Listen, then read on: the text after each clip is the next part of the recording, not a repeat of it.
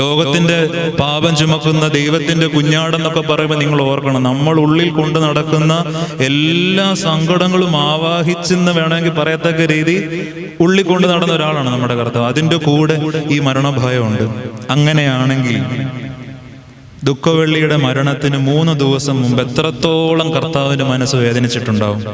2 ദിവസം അല്ലെ 3 ദിവസത്തിനപ്പുറം മരിക്കാൻ പോവാണ്. അത് സാധാരണ മരണമല്ല ഒരിക്കലും.